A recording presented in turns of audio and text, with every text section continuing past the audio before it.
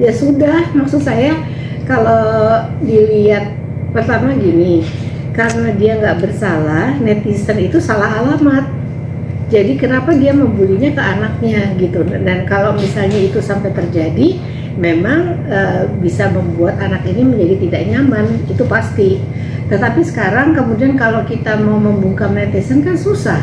Jejak digital itu kan ada. Kenapa netizen berkomentar ada yang positif ada negatif? Karena pada waktu dia melihat sesuatu itu dia mempersepsikan apa yang dia lihat, dia dengar, lalu kemudian dia persepsikan, lalu timbullah reaksi tertentu. Itu masalahnya. Jadi akibatnya persepsi itu mungkin tidak benar. Dan so tahu banget netizen itu, orang nggak tahu masalahnya aja juga ikut ngomong. Kalau menurut saya sih gitu. Nah, tapi Bunda kalau dilihat dari sini sendiri kasus ini, dampaknya ke Safianya sendiri seperti apa sih, Bun? Ya tadi bilang nggak nyaman, dan kita nggak pernah tahu dampaknya sedalam apa, sebagaimananya kalau kita nggak bertanya kepada orangnya kayak gimana rasanya. Tapi perasaan tidak nyaman, merasa kesel, merasa jadi kemudian malu, merasa tidak nyaman di pergaulan nantinya dan sebagainya, itu pasti ada. Dan ini kan nggak satu orang atau dua orang, nggak sekali atau dua kali, tapi beberapa kali terus-terusan gitu.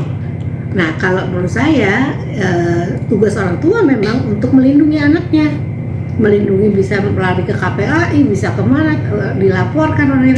Tapi memang sulit untuk membendung atau membungkam netizen, nggak mungkin. Yang ada makin malah merajalela gitu.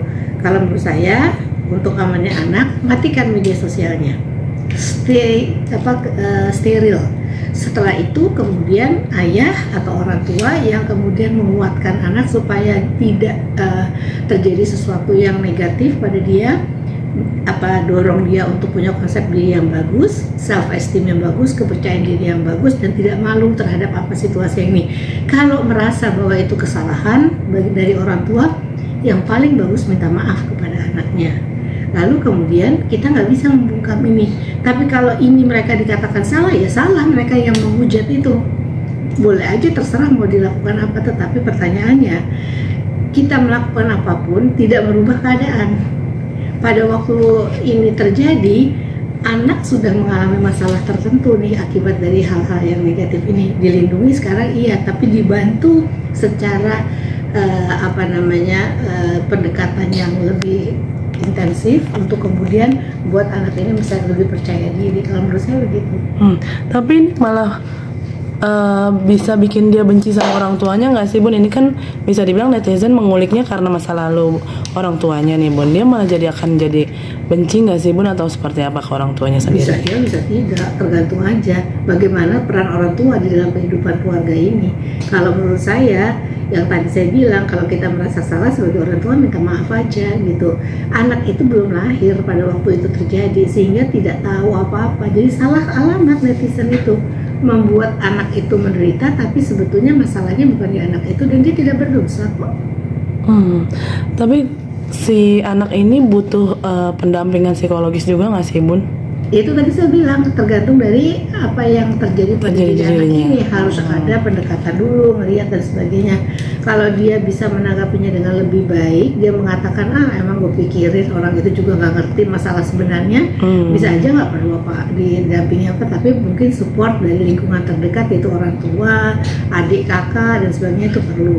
Berarti bisa dibilang akan berdampak buruk juga ya, Bun, kalau si anak itu tidak bisa menerimanya jadi negatif ya, Bun? Bisa iya, bisa tidak. Itu sangat tergantung dari kepribadian atau pribadi anak masing-masing. Tapi kalau melihat netizen nih, Bun, di luar sana kan bisa dibilang mereka selalu menilai menurut mereka sendiri, malah jadi merugikan orang lain. Dari Bunda sendiri melihatnya seperti apa sih, Bun? Itu namanya manusia, bergeraknya dengan persepsi. Yang masalah adalah nalarnya nggak dipakai. Kalau orang nalar, orang berpikir kritis, akan berpikir ini masalah terjadi pada siapa, kenapa saya mesti membuli anaknya, kan nggak masuk di akal.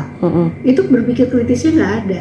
Sebagai orang yang kemudian, apalagi kalau dewasa, menggunakan jari-jarinya untuk melakukan memberikan update status atau apa, terus mikir.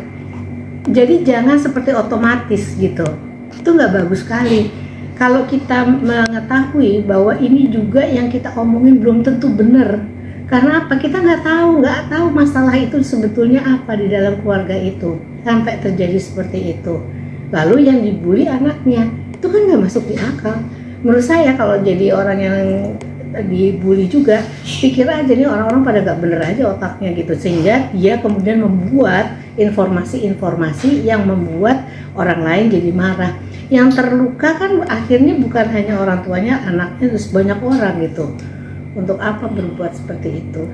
Berarti yang dilakukan si Ahmad Dhani ini berarti sudah langkah yang tepat ya Bun ke KPI dan melaporkan si netizen itu yang berkata itu. Iya, kalau untuk melindungi anak iya, tapi untuk mengunggah hal yang lama juga tidak, harusnya berpikir lagi. Kalau itu dianggap untuk membungkam, ternyata tidak membungkam, malah makin merajalela kan.